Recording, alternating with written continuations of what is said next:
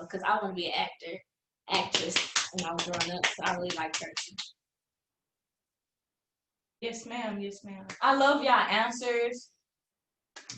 And now we will be moving on to the Bible study, which will be about God's comfort and his love, which is our overall topic for the semester. Okay, so we will be coming out of Daniel 3, which we will not read all of these verses because it's like 8 out of 30. 30 minus 8, which is like 22 verses. But we will not read them all, but we will go through the verses that is in Daniel 3, and we'll be starting from 8. Okay. Well, I actually start reading from 11. And whoever does not fall down and worship should be cast into a burning fiery furnace. There are certain Jews whom you have appointed over the affairs of the province of Balaam, Shadrach, Meshach, and Abednego. These men, O king, pay no attention to you. They do not serve your gods, worship the golden image that you have set up. Okay, so just in these two verses, that is Daniel 3, 11 and 12. And it talks about the gods that they are worshiping, and that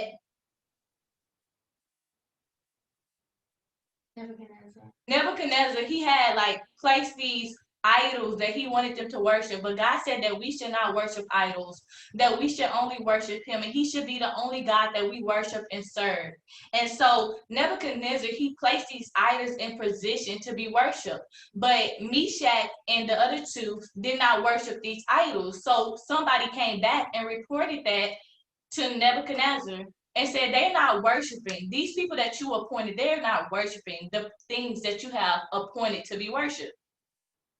And so our question is, what God or gods with a small g are you serving? Because who you serve will determine the comfort you will receive. Because if you're serving God, you will receive the peace that surpasses all understanding. But if you're serving gods of the world and things like idols, like you will receive comfort from that, but that's not going to give you peace. Serving friendships and serving relationships isn't going to bring you peace, but God will bring you that peace that surpasses all understanding. Because a human mind is limited to the things that we can understand or the things that we know. But God's thoughts are higher than ours. His ways are higher than ours. And that brings us peace. Like, God, you know what I don't know. You know what I'm experiencing and things like that. And that brings us peace, him knowing. But when you go to a friend, they might not know what you're dealing with or what you're going through, or they might not know how to comfort you. And we can't really expect them to always know. Every shoulder that we cry on might not be a shoulder to uplift us. But anytime we go to God, we can receive his comfort. And so we have to make sure the God that we serve is God and God only. Okay. And it said, what idols are presented in this day and age? Idols can be our phone, our money, entertainment, our identity, whether we find it in the world and not in God. It's anything that we're choosing over God. It's anything that we're worshiping over God. It's when we begin to worship the creation rather than the creator.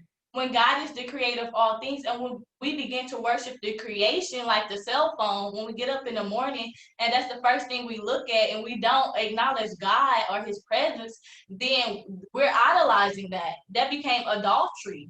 And so we have to recognize, like, what am I worshiping over God? What am I choosing over God? Okay. That was a mouthful. Okay, now we will go to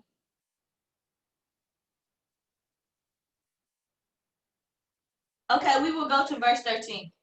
Then Nebuchadnezzar, in furious rage, commanded that Shadrach, Meshach, and Abednego be brought.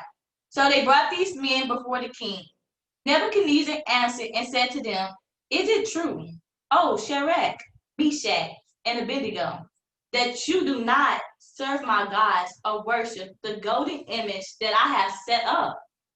Now, if you are ready, when you hear the sound of the horn, pipe, and all these other things, fall down and worship the image that I have made. Well and good. But if you do not worship, you shall immediately be cast into a burning fiery furnace. And who is the God who will deliver you out of my hands?" And so basically he got them, he called them to himself, and he said, "Okay, y'all either serving these things that I said serve, or y'all not gonna do it, and I'm gonna put y'all in this fiery furnace." Like that's the only option. You don't got no other option. You can't go left.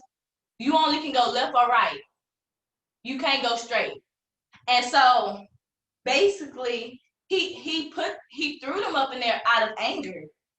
What anger and fear, what is anger and fear making you conform to? What is it making you serve? What is making you do? Like when things anger come up, like in the world, even with the injustice and situations come up, and we can be angry but sin not. But what is anger making you do? How is it making you react? So we got to be careful, like what we allow anger to make us do, because Nebuchadnezzar anger made him throw people in the furnace just because he didn't get his way, or just because things wasn't going his way the way he felt like justice needed to be served. When we say that God is a just God, that means he's just in all ways, and we have to believe in his justice system. Even if this justice system upon this earth isn't the way that we desire it to be. Okay. Okay, now we will go to 16 through 18. Shadrach, Meshach, and Abednego answered and said to the king, "Oh, Nebuchadnezzar, we have no need to answer you in this matter. If this be so, O God, whom we serve, is able to deliver us from the burning fiery furnace, and he will deliver us out of your hand, O king. But if not, be it known you, O king, that we will not serve your gods or worship the golden image that you have set up." And so basically in these verses, they're just telling him like, okay, like we don't have to answer to you. We know who we serve, and we're not serving the things of you that isn't of who we serve. So and then basically they're just like, okay, if you throw us in this furnace, our God will deliver us. But even if he don't, we still not gonna do what you called us to do. We still not gonna go out here and serve these idols that you have made before us. And that's sometimes in life, like when trends begin to happen, we begin to jump upon those trends and do what everybody else is doing. But we're not always called to just do every trend that comes. Sometimes we have to step back and be like, do this represent the God that I'm serving? And be able to be comfortable in saying, okay, since it's not of God, I'm not going to do it. How do you respond to life's troubles? I believe that sometimes we respond to our troubles like they have authority over us. We respond like the ability to hear a troubling word, it begins to instantly cause worry inside of us. We begin to instantly worry about it. And God said, cast your worries upon me, for I care for you. But we begin to over worry instead of casting those worries upon him. And so our troubles begin to have authority over our feelings. And then they have authority over our actions. And after they have authority over our actions, we begin to react in a way to the troublings that come in our life. We begin to feel like, ooh, since I need to provide for myself, I need to go find 5 jobs. Since I need healing, I need to go do all these things that God said that he would do. He said that he would be our provider. And so sometimes we have to take a step back to say, do my trouble have authority over me? Am I answering to my trouble, or am I giving my trouble to God so that he can provide the way out?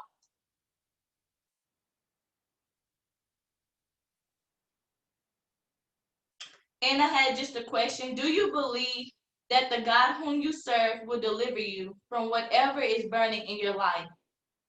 No matter like if it's family issues, is it college, whatever is going on in your life, do you believe that God will deliver you from it all?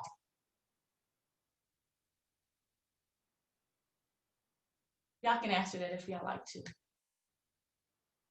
And why do you believe it?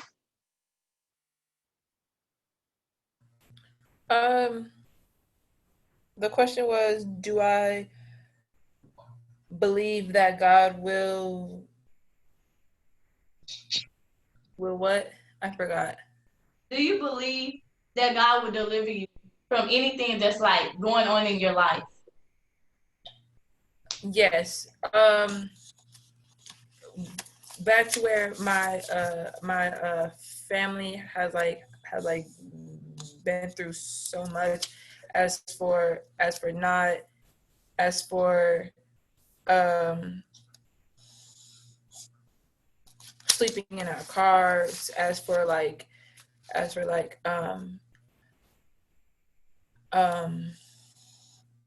couch hopping at one point in our lives.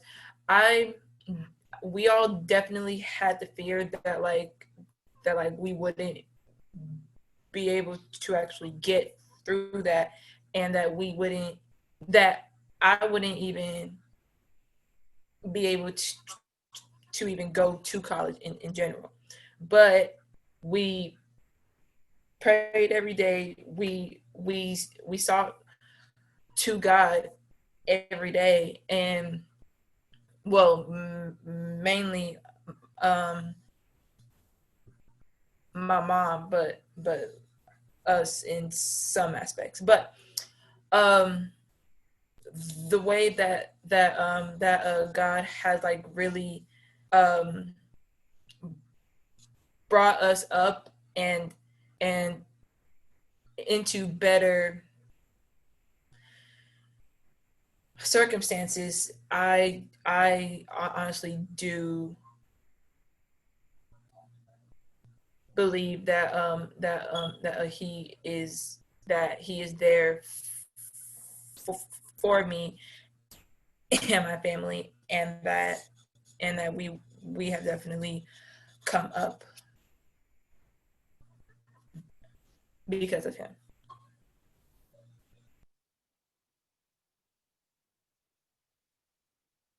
Yeah, Testimony Thursday. Love it.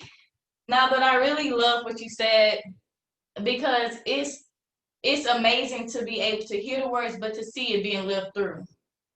To see God actually deliver or move in our life like he said he would, not just for it to be words on the paper, but for us to see it happen in our life, for him to bring us from these different circumstances, these different places, from these dry places in areas in our life where we feel like we can't come out. We feel like it's no well. And it's just amazing to see the water still flowing. I use parables a lot, but I hope y'all understand like the parables that I use. Would anybody else like to answer the question? And the question was, do you believe that God will deliver you from the things that is in your life?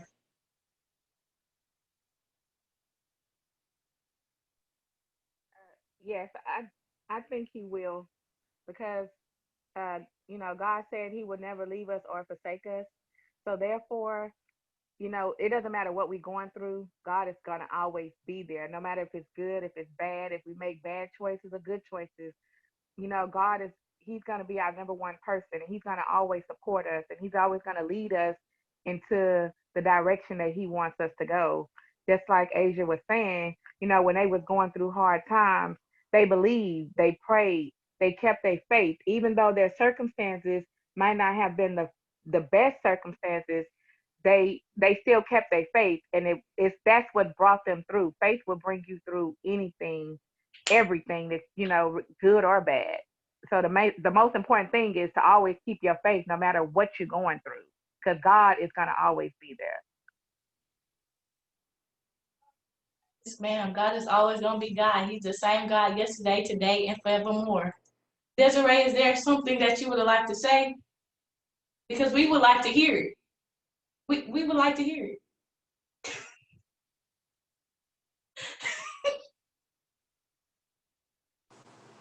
Oh, okay. Well, my answer to that question was yes, because I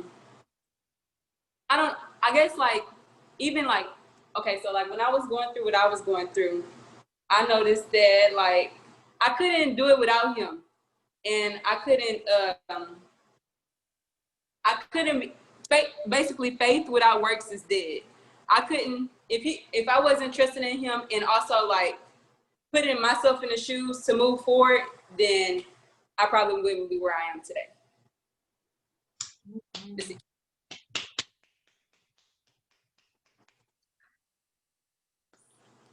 I thank God for faithfulness. It's something to say you're faithful, but to also be faithful and allow him to walk with you and to walk through the journey. It's a journey. People feel like it's obstacles. No, it's a journey. Sometimes you don't have obstacles, but it's a journey that you walk through, and it's a journey that you grow in. And sometimes you end up walking backwards, but it's a journey that you're on, and you have to make it to the destination to finish in the end. But thank God that you're moving forward. Anything you'd like to say About the question? Yeah. Yeah, I definitely believe God will take me through. As Asia was saying, there's a lot of things that my family and I have been through that we are going through, and each time God delivers. So I definitely.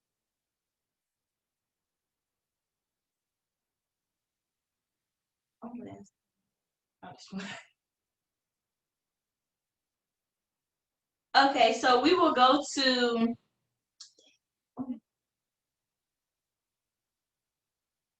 We will go to 19 through 23.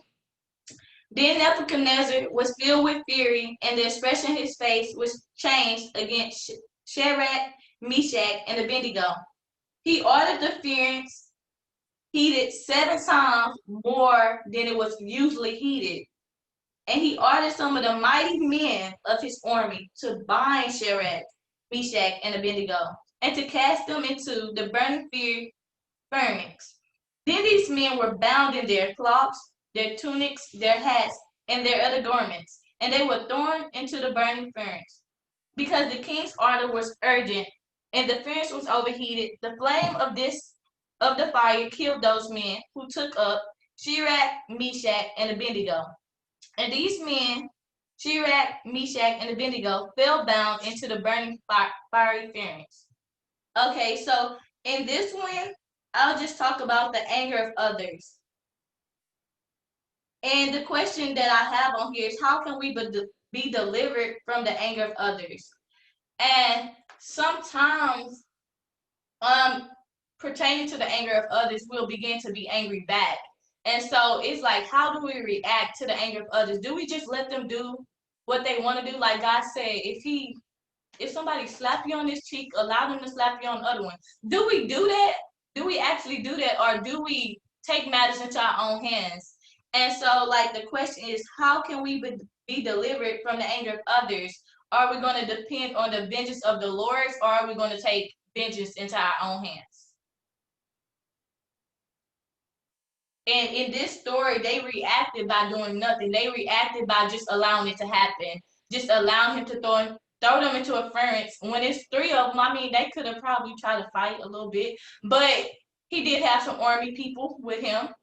And so how do you react in those situations when somebody is angry and their anger is reflecting off onto you, but do you react in an angry way? Because he says be angry but sin not. But like sometimes when we're angry, we start cursing people out. I used to curse people out, but I don't really curse people out no more because that's not of God.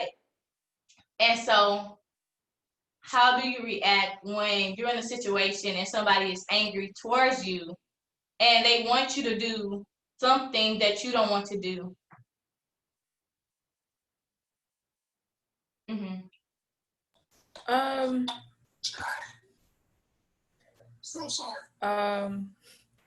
I would I guess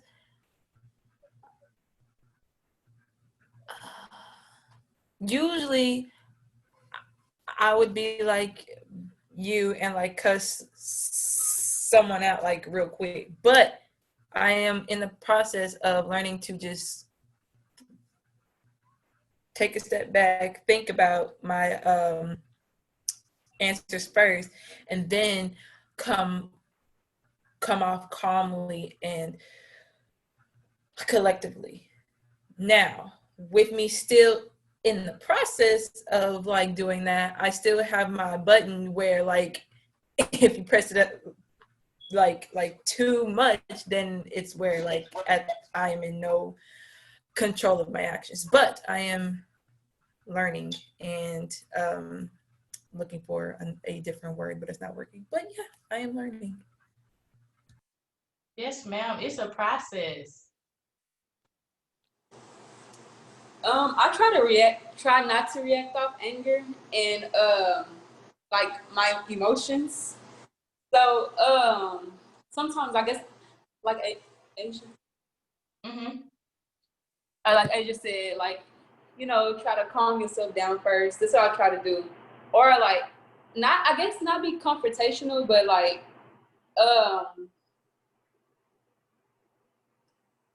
be able to like talk it out. That's what I try to do first.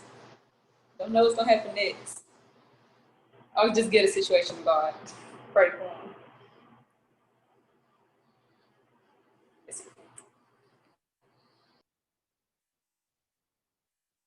Do you want to answer your own question? That's no.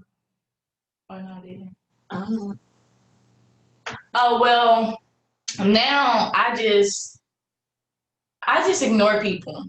Like if they saying something like that isn't of me, that isn't of the character that God has called me to have, then I say nothing. I don't have to react off a character that you're portraying me as.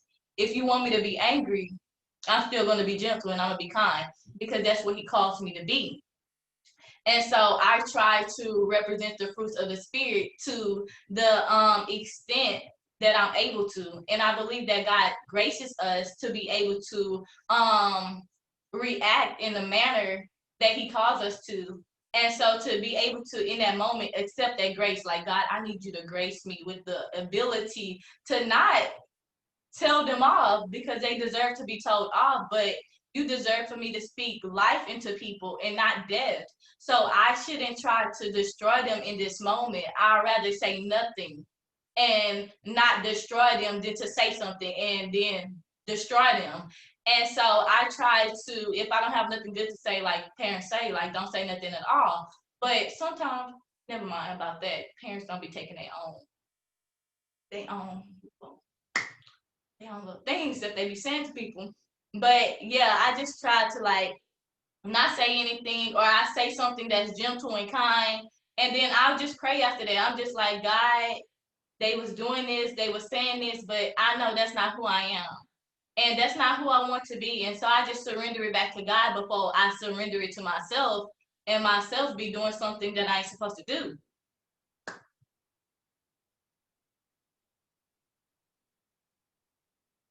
You good? All right, then. Did anyone else like to say anything?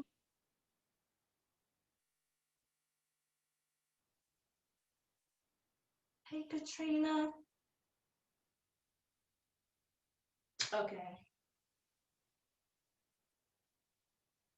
Okay, just like he tried to kill them and put them in the furnace, and he sent some other men to put them in that furnace. And those things, those people end up dying instead of Shadrach, Meshach, and Abednego. And those things died. And so from that, I said, there are some things that is dying in the midst of their attempt to kill you. Whether it's the resources that they have, because he lost his men. They went up in there to bind them and to kill them, and he lost them. Whether it's the energy that they're using, it's energy that's being used up and it's being wasted, or whether it's the fruits of the spirit, being kind, gentle, and loving. When people mistreat you, or when people do things that is wrong, or when we do things that is wrong, we begin to lose the fruits of the spirit that we have. And God said that every branch that is connected to me must produce good fruits, or he cuts it off. And so when we're acting with these nasty ways, God begins to cut that off, because we cannot have that in his kingdom. that doesn't edify his kingdom, and that doesn't speak life into other people. And so we have to realize, what am I losing from reacting like this, or what am I gaining from reacting like this? Because if you're reacting a little bit way, you're gaining patience and things like that. So we have to realize, what are we losing or what are we gaining in the midst of the things we do.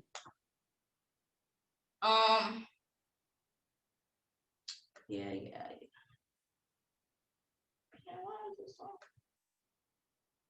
Okay, so I'll just read 24.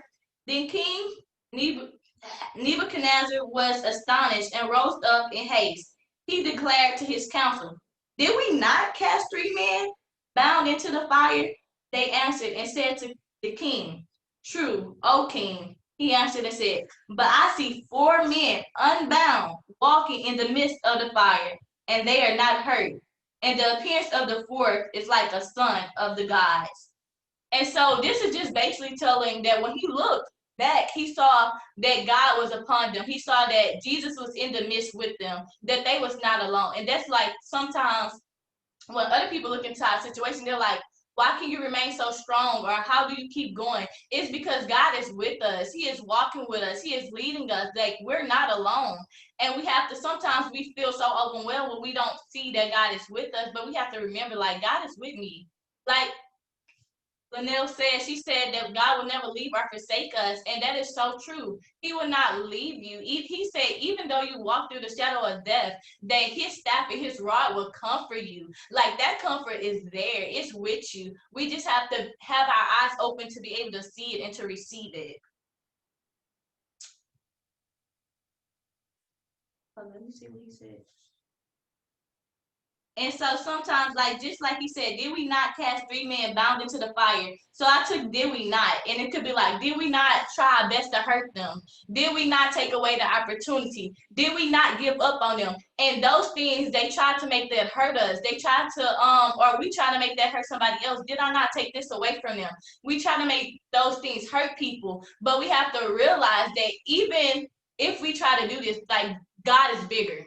God is bigger than the things that we can do, or God is bigger than things that other people can do. So we have to watch the things that we do to people, because, like, we don't know, like, their relationship with God, and we don't know how God is going to react on their behalf.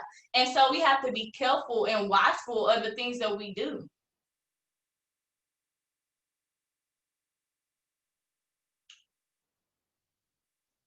Okay. And so lastly, 26 through 30, it just talks about Nebuchadnezzar calling them out, and he allowed them to come out of the fear. And he said, "Come out and come here."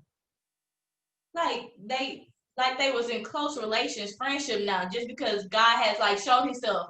And that's sometimes in our life, like, I didn't even think about this. Sometimes in our life, when God showed himself to be good, when he showed himself to be true, other people begin to want to be attached to you. They want to reattach to what God is doing in your life, in a way that he delivers you, the way that he shows up. And so they came out and they was in perfect peace. They didn't smell like smoke. They didn't look like what they've been through. Like, no, they couldn't tell that they was in a fire. And in our life, when we stick with God, some people won't be able to tell that we was in a fire. Like, when we begin to tell our testimony, they'll be like, "Dang, you been through all that? That was your life? Dang, girl, you came from the mud." And things like that. And they won't even know that you've been through all that, because God got you looking covered in grace. He got you covered in glory, and that's all they seen. When they look at you, they see the glow upon your face, and they're like, "Dang, I would have never thought." You had to sweat and tears. You had to cry, pray at night, days, and things like that.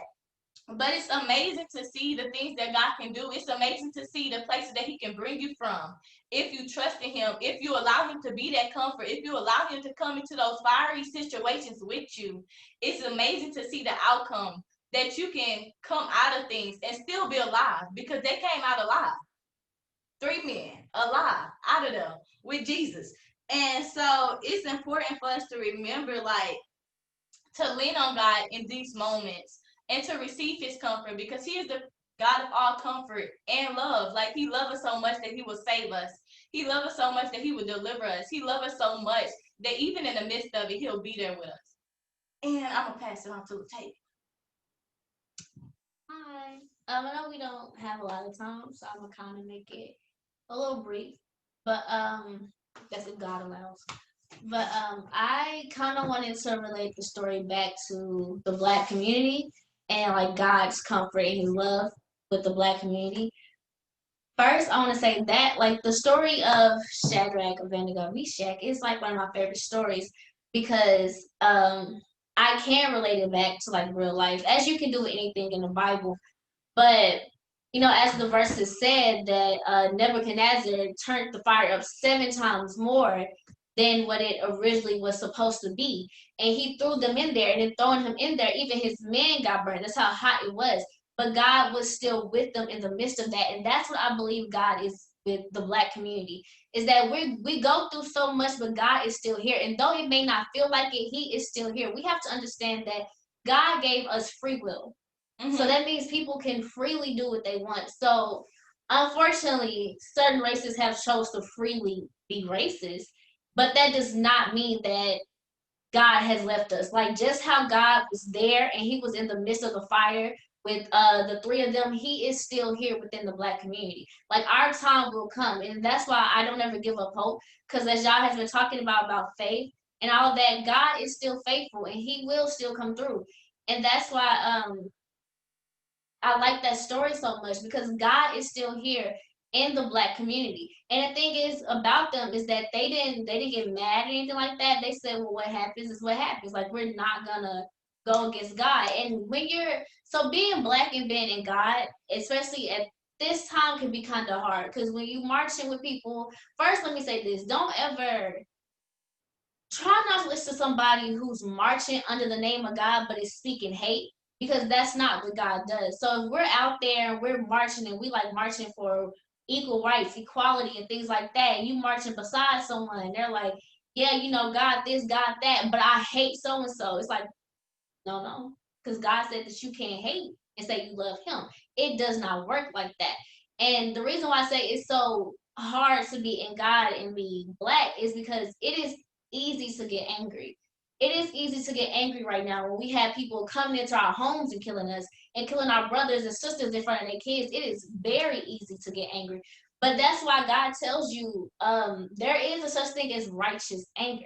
It is. But be angry, but sin not. So though, like, cause it is upsetting. It is upsetting every time we turn on the news. There's something new that is very upsetting. But God says sin not, cause He's going to handle it. So though we are angry about it, we can't go out there and You can continue.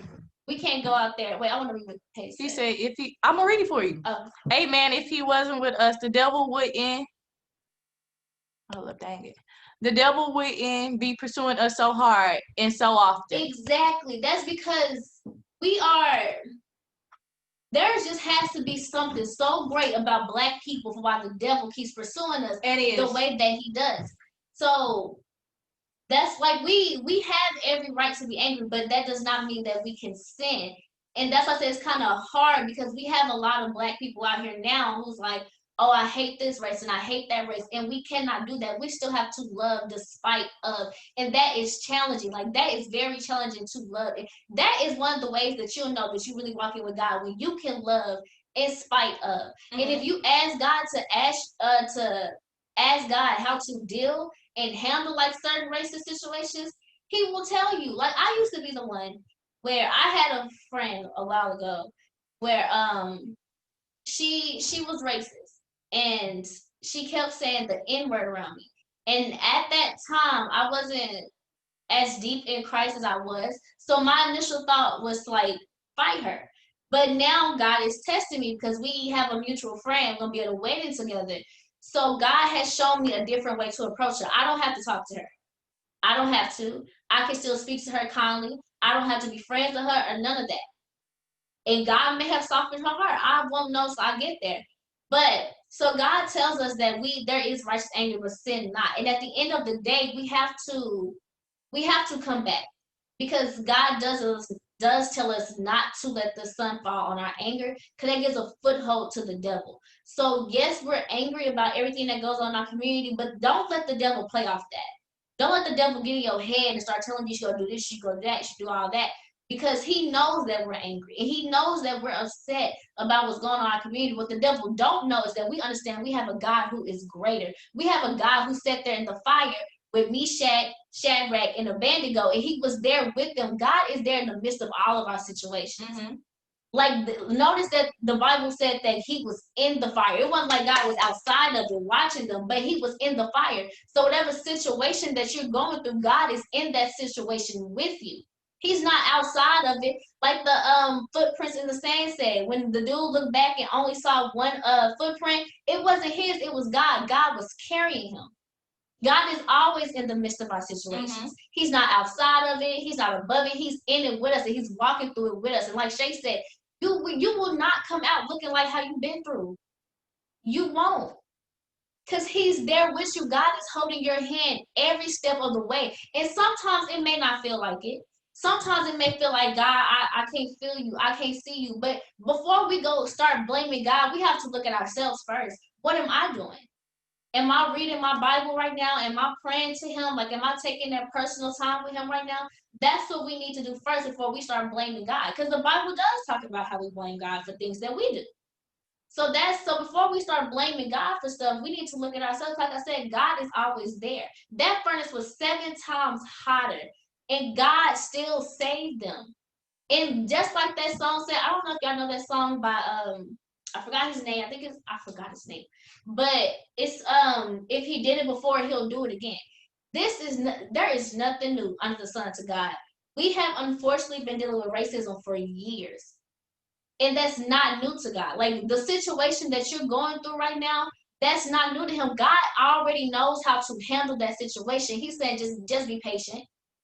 Just be patient with me. I already know how to handle your situation.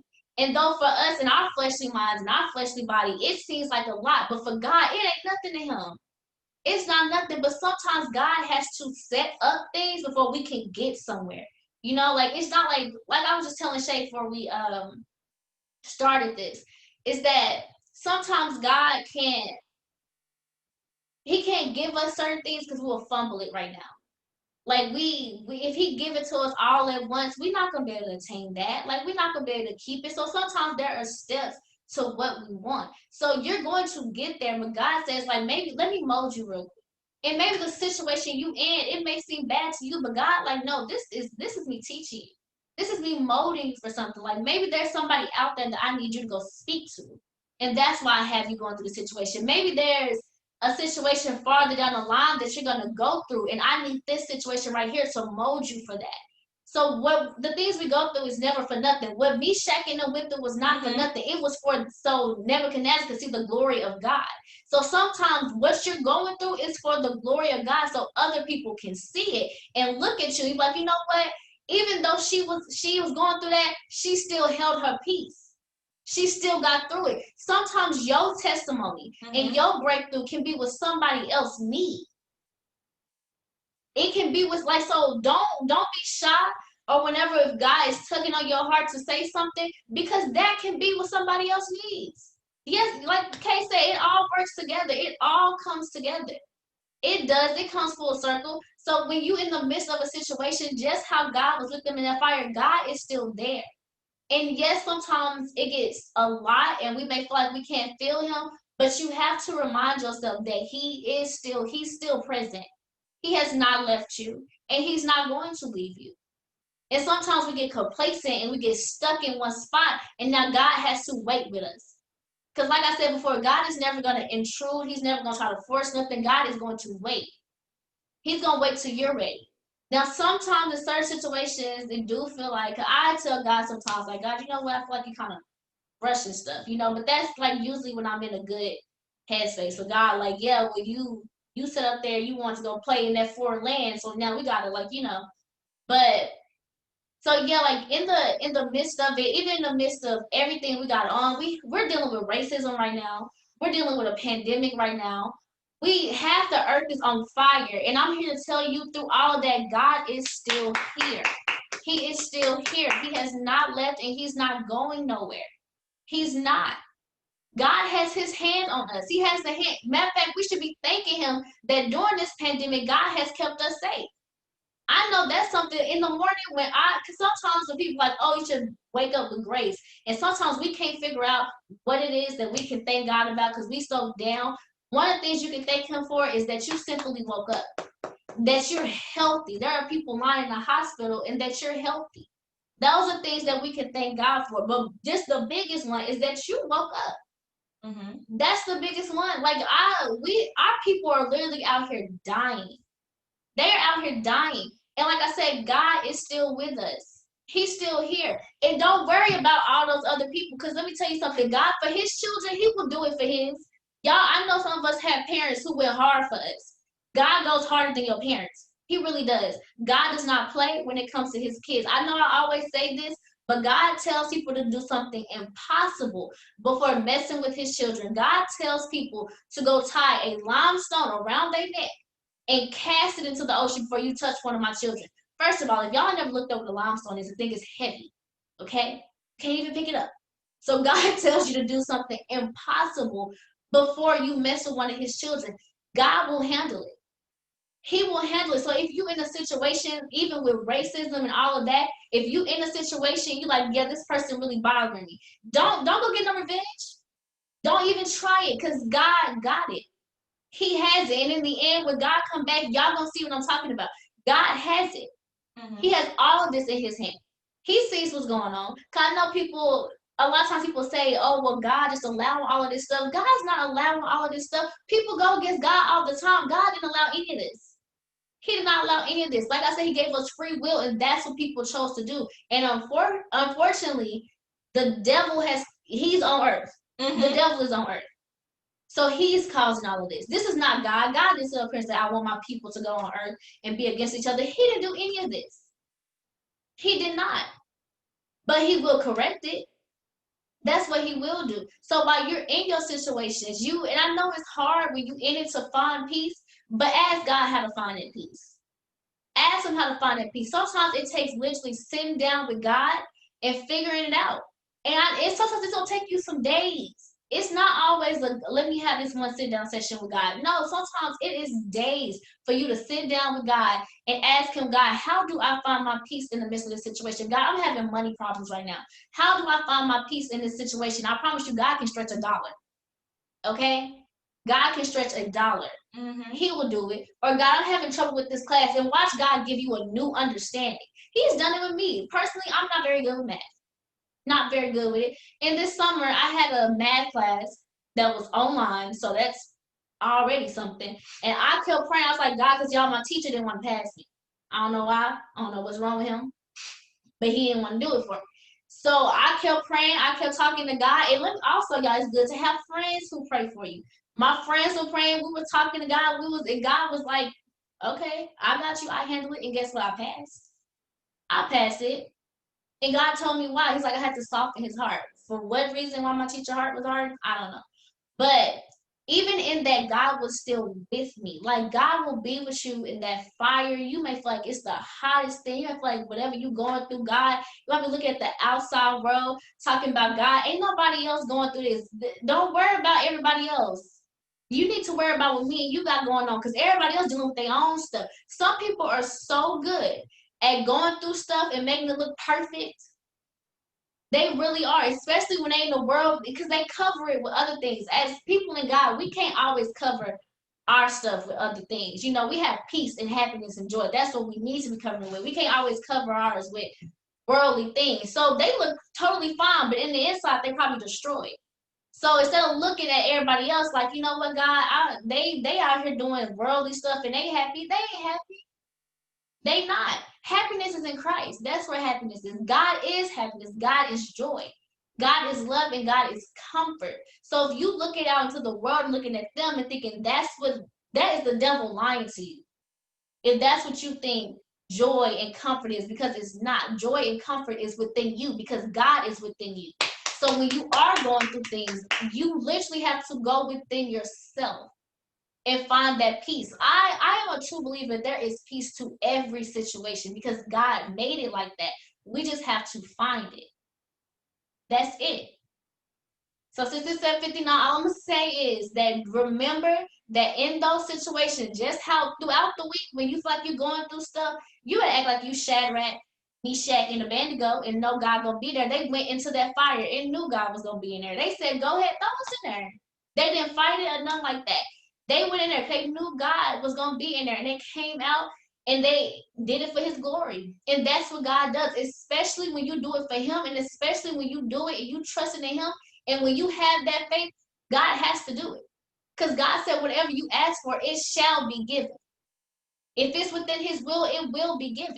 So just remember that as you're going through your situations this week, even if you have a teacher that's getting on your nerves, for all of us who work, you have that one coworker, that one manager who you got to pray for because you don't know why they so angry. But God, they angry. You don't have to be like, you know what, God? I'm going to pray for them.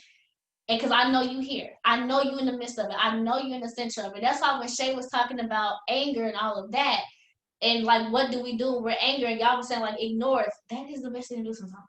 And just really ignore them.